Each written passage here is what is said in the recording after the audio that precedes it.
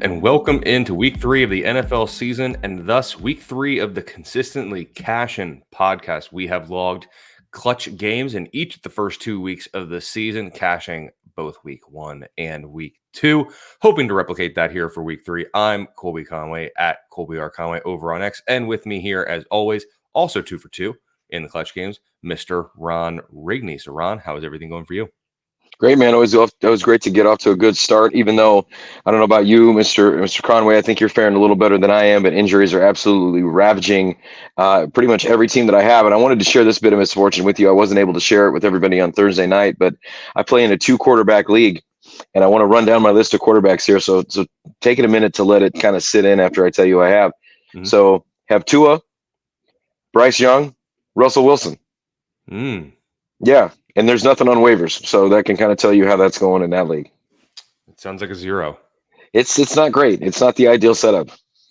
You have more backup quarterbacks than starting quarterbacks. Yeah, and unfortunately, as you know, in a 2 quarterback league, everybody's backup and everybody's third stringer are usually on our roster as well. So I'm going into however many weeks we're going to go with no quarterbacks. So there's Yeah. always that. But yes, we are 2 for 2 here. So I see no reason we can't make it 3 for 3.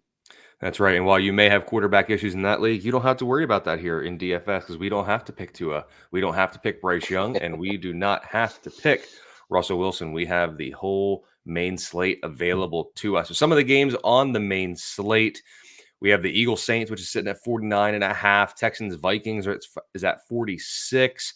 These are all game totals over at DraftKings Sportsbook. And then we have Lions Cardinals at 51.5, Ravens Cowboys 47.5. So we do have a couple high scoring games. But then, of course, we have some clunkers. We have a Geno Smith, Skylar Thompson showdown with 42 point total. We have the highly anticipated Andy Dalton, Gardner Minshew showdown, giving us a game total of 40. And then Malik Willis and Will Levis at 38.5. Oh, and Charger Steelers down at 34.5. There are some ugly games on this slate. So are there any games? Most games I can at least find a player or two I can maybe like, but there's some games like the, I don't know, Charger Steelers. I'm struggling to come up with anybody to play. I had to look at that Chargers Steelers total a couple minutes and wonder if it was for real, sitting at 34.5. I mean, I don't know too many games that have come down that many since they've opened as well. I mean, that's a super low total. I don't know that I've seen one like that in a few years. Again, just looking at a couple of them, I would say probably my least favorite one is going to be that Carolina Vegas. However, that does not mean that there are not some guys that I do like in a couple spots in that matchup for our lineup, especially if we're going to pay up for some of these guys at the top. Absolutely. Then, of course, then we have to deal with certain things like with Miami, with like the Tyreek Hill and Jalen Waddle, both still relatively high priced, but now we're getting them with Skylar Thompson instead of with Tua Tagovailoa. So that one will be interesting. And then we have the 49ers Rams game, which I would have loved the 49ers side of the ball, except everybody's hurt in that game. Mm-hmm. Literally everybody's hurt in that game. So it'll be interesting to see if we get anything there. And then, of course, there are a couple shootouts. Lions, Cardinals, Ravens, Cowboys. We've talked about it before with Cowboys at home at Jerry World. They tend to be very interesting. So we'll see if we can get anybody in there. But let's go ahead. Let's take a look at the quarterback position. Only 3 quarterbacks above 7K this week. Lamar Jackson, Jalen Hurts, and CJ Stroud. Then you got a couple of guys down there and right around $6,000 that seem relatively appealing. But talk to me here. What are you thinking at the quarterback position? Who catches your eye? I wanted to go with the first guy on the board there, Lamar Jackson at 7,500. I think we got to get one of these Cowboys shootouts to be competitive instead of being so lopsided like we saw with the Saints last week. You talked about how Dak is awesome at home, and that's not kind of came to fruition like we've seen. I think it's just a matter of CD knocking the rust off too. I think they get back on track, but with that $7,500, it was hard for me to add in Lamar. Went down a little bit further. Kyler Murray looks nice there. That's another shootout. You mentioned it. That's a total right around 50. I thought Derek Carr was kind of interesting as well. But what I ended up doing, and I this is one of those lineups I made, and I didn't like it when I was making it, but when I went and looked back over, I liked it. I ended up going with Gardner Minshew against Carolina. I mean, it's a home game. Carolina cannot do anything on either side of the football. He looked solid last week in that big upset win against Baltimore. And I'm going to stack him with the guy a little bit later on that we're going to talk about. But I ended up going with Gardner Minshew because I think that's a pretty solid buy at $5,300. I have not gotten that low at the quarterback position, and the ones I've done, I've really hung out in the mid tier, and I'm really just sitting around Jared Goff and Kyler Murray. It's one of those quarterbacks. I'm going to get something in that game. Arizona has allowed the third most fantasy points per game to quarterbacks this season, despite only allowing it looks like 2 passing touchdowns, which is pretty interesting. They've been hurt a little bit on the ground, but obviously Jared Goff doesn't run. But there's just too many weapons in Detroit. Too many points are going to be scored in that game. So I kept coming back to Jared Goff, even though it is on the road. And Brock Purdy at 6,000 is interesting. I know he's not going to have Christian McCaffrey. I know he's not going to have Debo. It sounds like George Kittle is doubtful as we're recording this. But that Rams defense, my wife isn't here, so I can say it, but that Rams defense is so bad. They are just they have so many holes. They just get abused every single week. It's going to be the Jordan Mason and Brandon Ayuk show. So I think you could also even do Brock Purdy down there, hope for like 230 yards and maybe 2 or 3 touchdowns if he can get that far. I just don't know if the Rams are going to be able to keep it close enough. But Rams have allowed 4th most points to quarterbacks. Fantasy points to quarterbacks this year. So there is that. Well, and the thing with Purdy too is he shouldn't have that high of an ownership with not having that many weapons. So it could be a kind of, we don't get too contrarian here since we're building cash lineups, but that could be a nice little cash game contrarian play. The other one, I think if you wanted to, I don't think we need to do it in cash, but I think you could get away with it. Sam Darnold at 5,500 is interesting. I know Jordan Addison is out. Houston did generate a ton of pass rush last week, but they just that scheme is playing up quarterbacks, and it's playing up Sam Darnold, and he does have Justin Jefferson. So I mean, it's hard to look at Darnold 15 and 20 points. He's basically 3x his salary each week with a couple of touchdowns each week. And if you like Houston to get ahead of that game, like it's a decent high point total, Vikings are dogs. You should have a little bit there with Mr. Sam Darnold. And half the time, Houston doesn't even spy quarterbacks. So don't be surprised if Darnold gets like 30 rushing yards. It's infuriating to watch, but it is what it is. So that's where we're looking at the quarterback position. I think Stroud is interesting as well, just because he's been so good against the blitz. It'll be interesting to see if Brian Flores continues to blitz or not, but that'll be something we have to watch out for there. So let's skip over to the running back position. A lot of big names. Not that big a price tags this week, though. Actually, everyone's pretty affordable here at the running back position. So what about some of these guys up top here? Do any of these guys catch your eye, or are you going to be settling into the, I'll call it the replacements tier with like the Cam Akers, the Jordan Mason, the Zach Charbonnet, all of the backups who are starting due to injury? I did that, but there are some guys at this top I like, and the reason that I did that is because I paid up at wide receiver for a couple of guys that are in some really good spots, and I think they're guys that you're gonna mention as well. But I ended up settling down at that bottom. But when you're looking at some of these higher price guys, again, I think the one I like the most, it's near the top, is Derrick Henry against Dallas. Again, I look for that to be quite a few points scored. I look for that to be where they go into Dallas, and I think that again, there's a shootout going on. Again, I went a little bit lower down. Of course, Jordan Mason's a little bit more expensive. You kind of like him because there's absolutely nobody left there. Jerome Ford's intriguing against Giants, but I ended up settling on Zach Charbonnet and Cam Akers just because I paid up at wide receiver. Charbonnet's going against Miami. Miami's allowed the 4th most points to fantasy running backs. Again, Cam Akers, I don't love it, but there's nobody else there. I don't think that, and there's a couple guys that left in that backfield, but it looks like Akers is going to be the guy. Let's see what you think about that Houston backfield. But I feel like guys that should get decent workloads when you combine them together and you spend $10,700, I don't think that's too bad. Yeah, I'm not going to fault anybody for playing Akers at 4,700. He should get some run. I think Houston comes out and throws the ball. I'm not anticipating a ton of work for Cam Akers. Maybe he'll get 10 to 12 touches, and then just a matter of can he find the end zone or not. I don't think that fumble near the end zone is going to do him any favors from last week. So I do think Dare Ogunbowale was going to be involved, especially on 3rd down. We've already seen him even when Mixon was healthy. Dare was getting some 3rd down snaps. So again, I'm not going to fault anyone for doing it at 4,700. He's probably a free square in cash. And if he sucks, a lot of people are going to have him anyway. So you don't necessarily have to worry about it too much. Some other ones that I really like. I don't know how you don't play Devon Achane right now. It's just the usage is insane. And $7,000 is a very good price point for a guy who has 32 carries and 14 targets through the first 2 weeks. No Raheem Mostert again, most likely. So that's going to be a good, it's just going to be a volume play for Achane, even though Seattle hasn't exactly been overly generous to the running back position. Some of my other favorite ones, spot on with Derrick Henry. I do like him a lot. I love Tony Pollard this week. Running backs against Green Bay, that's a run funnel defense. They have allowed the 7th most fantasy points per game to running backs, including a couple of rushing scores and even a receiving score as well. And Pollard's dominating that backfield.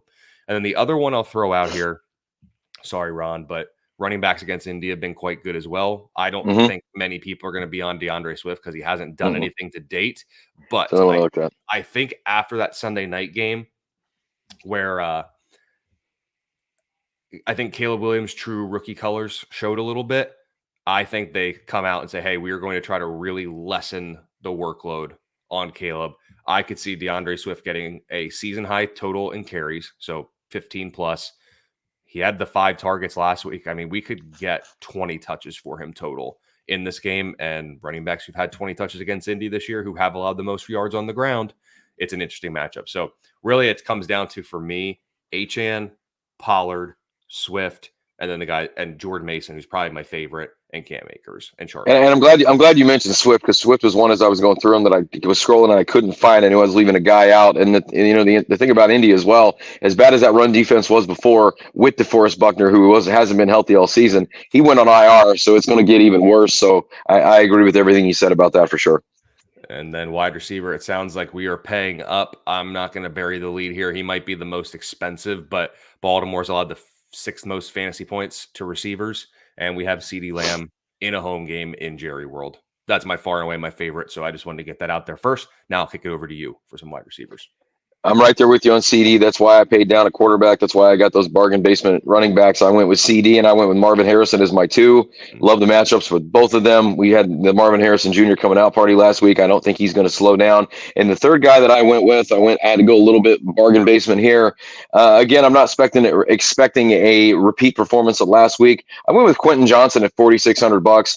He is the wide receiver 1. Again, I know they're heavy running the ball, but had a couple touchdowns last week. He's been targeted. He is the best guy that they have. Now, Pittsburgh hasn't been terrible against wide receivers, but again, if you want to fit those expensive guys in, you got to find some other places you can save some cash. And I felt pretty good about that at $4,600. At the top, I mean, again, I like Amon-Ra. He doesn't have an injury designation, but it makes you wonder. He's been kind of banged up a little bit. Scrolling down a little bit more, I like DJ Moore for a little bit, and then I thought about who's throwing him the football. Don't like that so much. Chris Olave was one I thought was kind of, not necessarily up towards the top, but I like that $6,300 price tag if you got to save a little bit of cash. And other than that, there wasn't a ton that jumped out at me. Jameson Williams is interesting though at $5,800 too. If you want to get a little bit of that Arizona Detroit game and you don't want to pay up for Harrison or Amon-Ra St. Brown. Could also look at Rashid Shaheed down here at 5,300. It's a good matchup in what should be a pretty high scoring game. We get down a little bit further. If Greg Dortch doesn't play, he's listed as questionable. He popped up late in the week with a hamstring issue. Michael Wilson becomes an intriguing way to get some Arizona exposure in that game. Although Detroit has just been abused at the cornerback position. They've allowed the 2nd most fantasy points per game. The slot receivers have killed them. Outside receivers have killed them. So I do love Marvin Harrison in that matchup as well. So I think you can get him. And then honestly, if you really need some bargain guys, take a stab at one of the Rams receivers. They're going to have to throw it. I would probably lean Jordan Whittington, 4,200. That's probably where I would go, but I don't think we'll need to quite get down that low.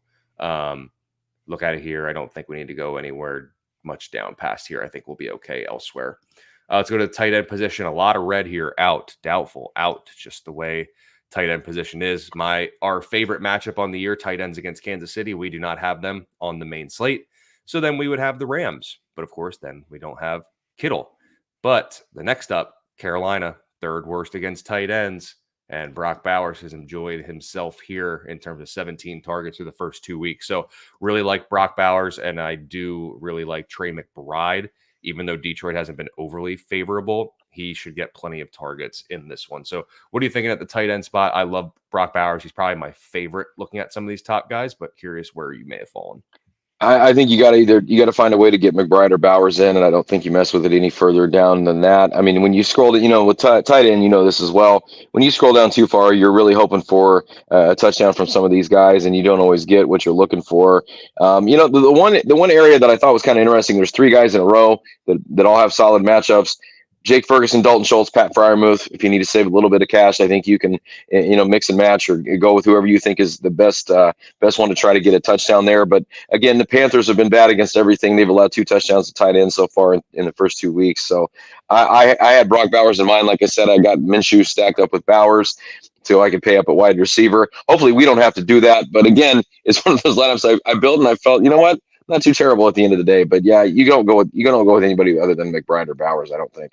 Yep. Let's head over to defense. Cleveland's got themselves a good matchup with the Giants. You could go Raiders, but now it's Andy Dalton. He may not be as fantasy friendly, maybe as Bryce Young has been. Chargers against Pittsburgh or Pittsburgh against Chargers. Because last time I remember seeing it, I do believe Herbert is questionable, but I saw the word doubtful got thrown around as well. So maybe we could look there. But ultimately, what do you think about defense? Any defenses catch your eye? The one I ended up rolling with at 3,300 was the Packers, and I know you mentioned you like that run attack. You like Tony Pollard a lot this week, and they have been bad against the run. I don't disagree with you there, but I'm hoping with the way Will Levis has played, I'm hoping that they're going to focus on the run and try to get Will Levis to beat them. They've been, other than the run, been pretty solid first couple of weeks. Been getting pressure on the quarterback, couple of turnovers, but I thought at 3,300 that was probably the best one, again, that fit the budget that I'm looking for. Of course, the Browns are there at the top at 3,800 against the Giants. I'd like that, but I think you got to save some money somewhere else. Another one I thought was kind of intriguing a little bit further down was Tampa Bay against Denver for 3,000. You can save a couple $100 on that one as well.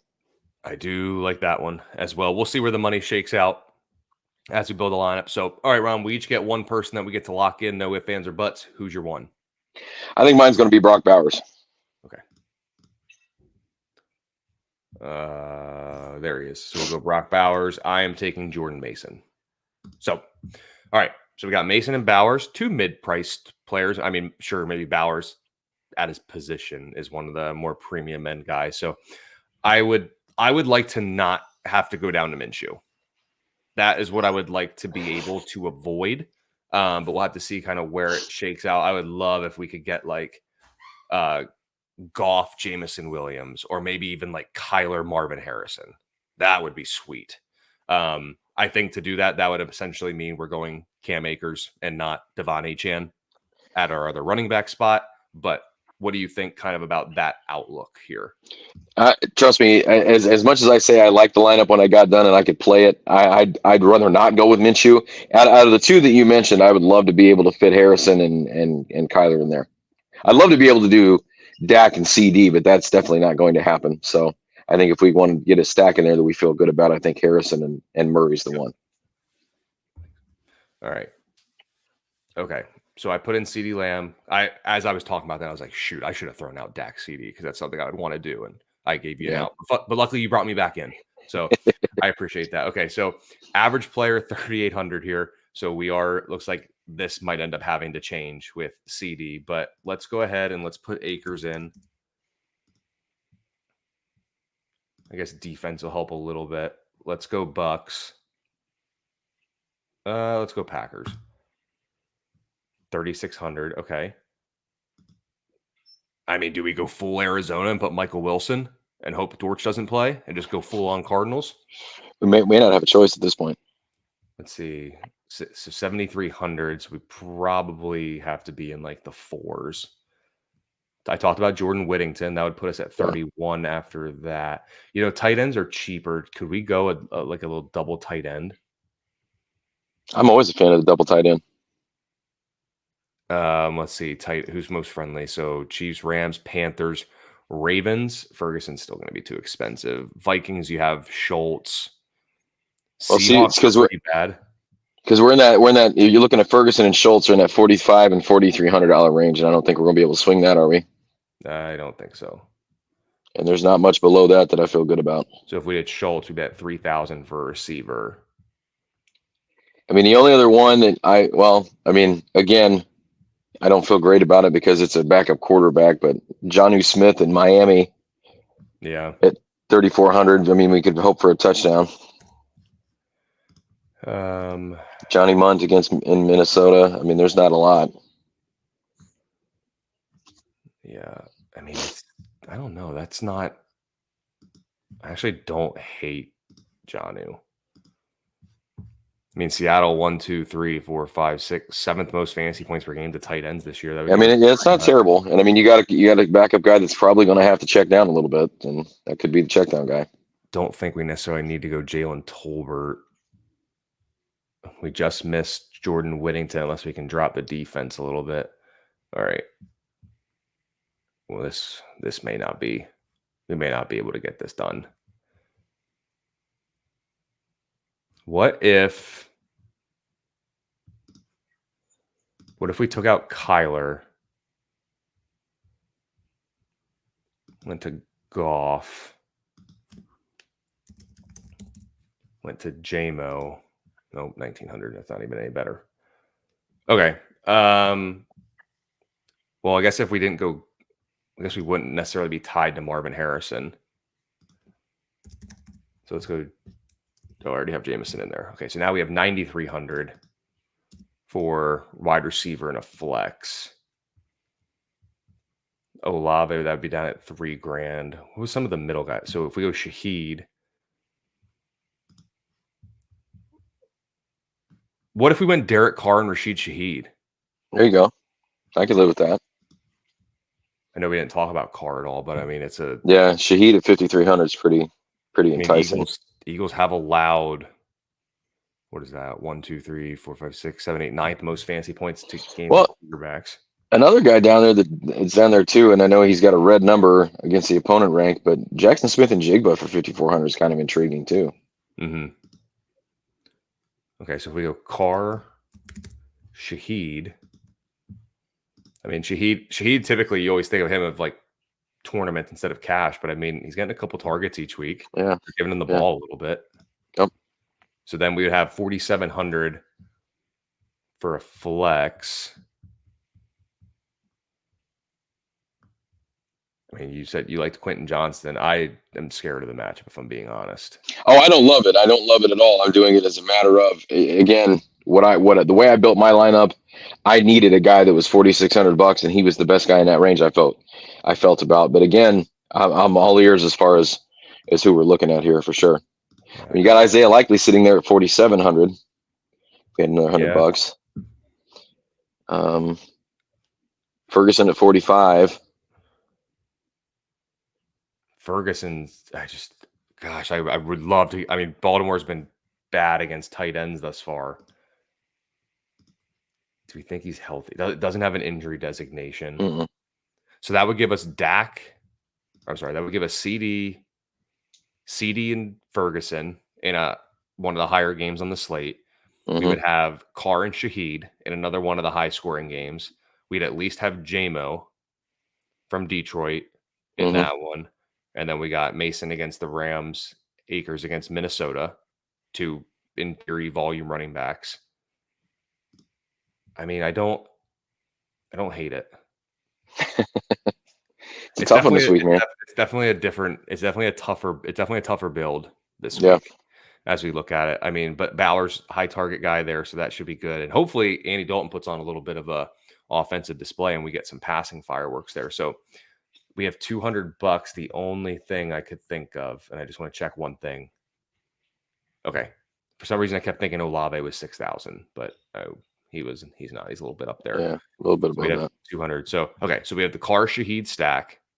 We have Lamb and Ferguson from Dallas. The only thing that makes me wonder is, do we need to try to get to Dak then? That would be 800. We'd have to shave off 600 somewhere. Could we drop from the Packers? Could we drop from Packers to Titans and just get on the other side of that ball? I mean, you got it. I mean, absolutely. With Malik Willis at quarterback, I think that's always in play. So we go Packers down to Titans. That gives us 800. We get him up to Dak. So we now have Dak at home with CD and Ferguson. We still have this upside from Shaheed and JMO. Consistency in Mason and Bowers. And it's not like the Titans defense has been bad.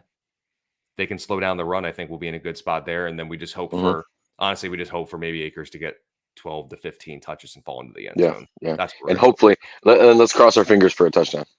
Yep, that's what we'll need. But ultimately, I think I like the look of this one better. We have better game correlation. It'd be good if we could get something back, like from the Baltimore side, since we are stacking Dallas. But I like these other pieces more, and we do need something in that Detroit Arizona game. So I'm glad we at least got JMO. All right, I'm Yeah. good with this. Are you good with it? Yes, sir. All right, let's lock it in. It'll be Dak Prescott, Jordan Mason, Cam Akers, CeeDee Lamb, Rashid Shaheed, Jamison Williams, Brock Bowers, Jake Ferguson, hashtag double tight end, and the Titans defense. That's where we're going with the week 3 consistently cash and lineup. Ron, let everyone know where they can find you and your work. Yes, sir. BigGuyFantasySports.com. Come for the consistency. Stay for all the other wonderful things we have there as well. You guys are going to be throwing some props out there here in a little while. We've got all the different articles over there. We've got consistency. We've got the clutch games. We've got my waiver wire article. We've got the who's hot, who's not. Come over and check it out at BigGuyFantasySports.com and use this lineup. Get those prop bets. Win that early holiday cash, baby.